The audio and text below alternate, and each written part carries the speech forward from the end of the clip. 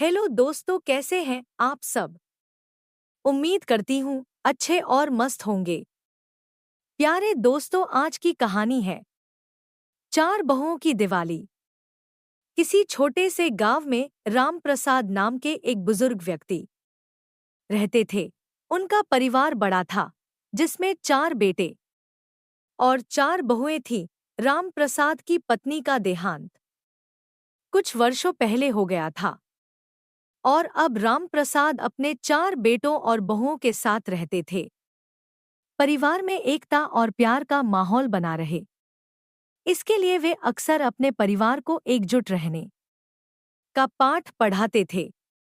उनके लिए यह आवश्यक था कि परिवार के सभी सदस्य एक दूसरे की भावनाओं को समझें और हर त्योहार को मिलजुल कर मनाएं। दिवाली का त्योहार आने वाला था और राम प्रसाद के परिवार में एक अलग ही चहल पहल थी। हर साल की तरह इस साल भी दिवाली को बड़े धूमधाम से मनाने की तैयारियां हो रही थी। घर की सफाई, पकवान बनाने की तैयारी और बाजार से सामान लाने का काम शुरू हो चुका था। लेकिन इस साल की दिवाली कुछ खास होने वाली थी, क्योंकि राम प्रसाद ने सोचा था कि इस बार चारों बहुओं को कुछ अलग अलग जिम्मेदारियां देकर उनके आपसी समझ और सामंजस्य की परीक्षा ली जाए। पहली बहू सीता, राम प्रसाद के बड़े बेटे रामू की पत्नी, बहुत ही शांत और समझदार थी। उसने घर की सफाई और सजावट की जिम्मेदारी ली। सीता का मानना था कि घर की सजावट में सादगी और परंपरा का मिश्रण होना चाहिए। उसने घर के सभी कोनों को साफ किया, पुराने दिए निकाले और पूरे घर को फूलों की माला और रंगीन रंगोली से सजाया। उसके काम को देखकर हर कोई प्रसन्न था। लेकिन कुछ बहुएं उसके इस पारंपरिक तरीके से असहमत थीं। वे चाहती थी कि घर को आधुनिक तरीके से सजाया जाए। दूसरी बहू गीता, राम प्रसाद के दूसरे बेटे श्याम की पत्नी, गीता थोड़ी आधुनिक विचारों वाली थी। वह चाहती थी कि इस बार की दिवाली कुछ नए और अलग तरीके से मनाई जाए। गीता ने खाने पीने की जिम्मेदारी संभाली। उसने सोचा कि इस बार कुछ नई तरह की मिठाइयाँ बनाई जाएं। उसने किचन में नई रेसिपी के साथ लड्डू, काजू कतली और चॉकलेट बर्फी बनाई।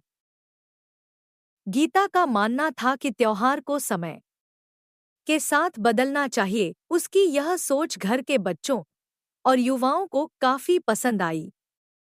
लेकिन कुछ परंपरावादी लोग उसकी इस सोच से असंतुष्ट थे। तीसरी बहू राधा, जो रामप्रसाद के तीसरे बेटे मोहन की पत्नी थी, बहुत धार्मिक थी। उसके लिए दिवाली सिर्फ एक त्योहार नहीं, बल्कि भगवान की पूजा और आध्यात्मिक उन्नति का अवसर था।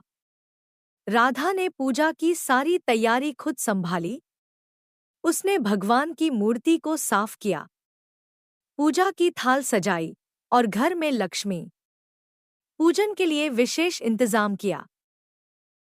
उसकी भक्ति और श्रद्धा ने पूरे परिवार को भाव विभोर कर दिया। लेकिन कुछ लोग यह सोच रहे थे कि दिवाली का असली आनंद तो मिलजुल कर समय बिताने में है, न कि केवल पूजा पाठ में। मीना, सबसे छोटी बहू और राम प्रसाद के चौथे बेटे सोहन की पत्नी थी। मीना को संगीत और नृत्य का बहुत शौक था। उसने दिवाली की शाम के सांस्कृतिक कार्यक्रम की योजना बनाई। उसने सोचा कि इस बार दिवाली को कुछ खास बनाया जाए, जिसमें घर के सभी सदस्य मिलकर नाच गाना करें। उसने बच्चों और बुजुर्गों के लिए अलग अलग खेल और सांस्कृतिक कार्यक्रमों का आयोजन किया। उसकी यह सोच थी कि त्योहार के असली रंग तभी खिलते हैं जब सभी लोग मिलकर खुशियां मनाते हैं। मीना की इस योजना ने परिवार के सभी लोगों के चेहरे पर मुस्कान ला दी। परिवार में सामंजस्य की कमी। दिवाली के इस आयोजन के दौरान चारों बहुओं की सोच में अंतर साफ दिखाई दे रहा था। हर बहू की अपनी एक अलग सोच और दृष्टिकोण था।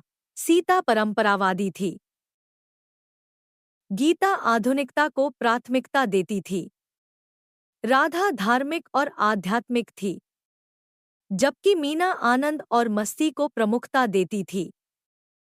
सभी अपने अपने तरीके से दिवाली को खास बनाना चाह रही थी, लेकिन उनके बीच सामंजस्य की कमी थी।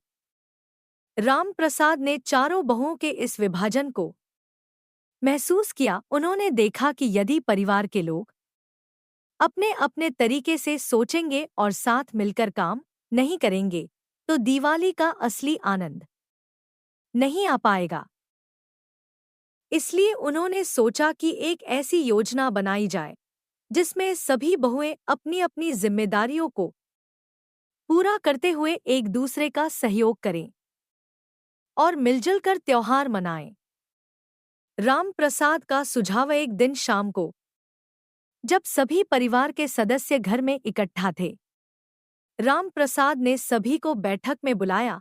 उन्होंने कहा, बच्चों, त्योहार का असली मतलब है मिलजुल कर खुशियां मनाना। हम सबकी सोच और दृष्टिकोण अलग हो सकते हैं, लेकिन हमें एक दूसरे की भावनाओं का सम्मान करना चाहिए और साथ मिलकर काम करना चाहिए। राम प्रसाद ने चारों बहुओं को संबोधित करते हुए कहा, सीता, तुम्हारी सादगी और परंपरा का हम सबको सम्मान है। गीता, तुम्हारी आधुनिक सोच भी परिवार में एक नया रंग भरती है। राधा, तुम्हारी भक्ति और श्रद्धा हमें भगवान के करीब लाती है। और मीना, तुम्हारी खुशमिजाजी और कार्यक्रमों ने घर में रौनक ला दी है। अब सवाल यह है कि क्या हम इन सबको एक साथ मिलाकर एक नई और सुंदर दिवाली नहीं मना सकते?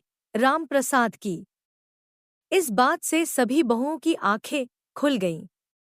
उन्हें एहसास हुआ कि अगर वे अपनी अपनी पसंद और प्राथमिकताओं को एक साथ मिलाकर चलें, तो दिवाली का त्योहार और भी खास हो सकता है। चारों बहुएं मिलकर एक साझा योजना बनाने में जुट गईं।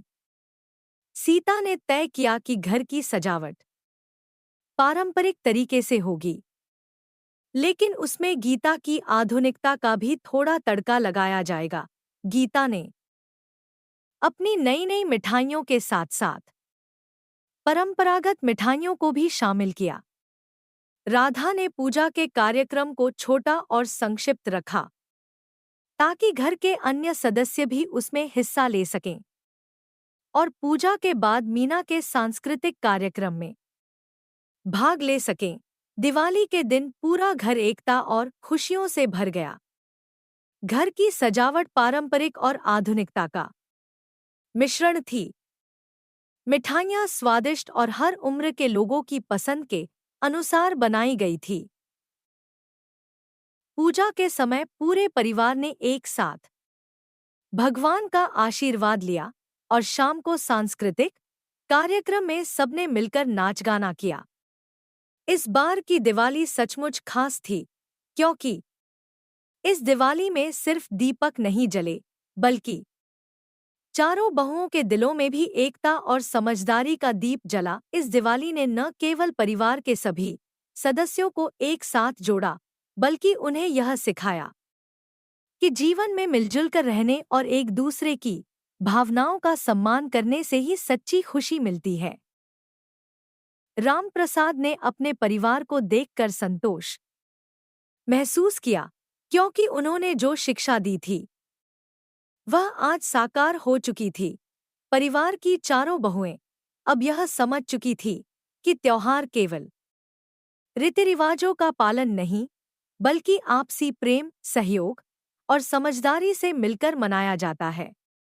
इस कहानी से हमें यह शिक्षा मिलती है कि परिवार में अगर सभी लोग एक दूसरे के विचारों और भावनाओं का सम्मान करें, तो हर त्योहार और हर अवसर खास बन जाता है। जीवन में सामंजस्य समझ और प्यार ही असली धरोहर है, जिन्हें सहेजना और बढ़ाना हमारी जिम्मेदारी है। इस प्रकार चारों बहुओं ने मिलकर अपने परिवार की दिवाली को न केवल रोशन किया, बल्कि आपसी समझ और सहयोग से इसे और भी अधिक खास बना दिया। प्यारे दोस्तों, यह कहानी यहीं पर समाप्त होती है। आपको यह कहानी कैसी लगी? कमेंट बॉक्स में जरूर बताएं। अगर आपको हमारी ये कहानी पसंद आई हो, तो कृपया हमारे वीडियो को लाइक, शेयर और चैनल को प्लीज सब्सक्राइब जरूर कर लें। इससे हमें मोटिवेशन मिलता है और आप तक ऐसी ही मजेदार कहानियां सबसे पहले पहुंचती रहेगी। प्यारे दोस्तों, नमस्कार।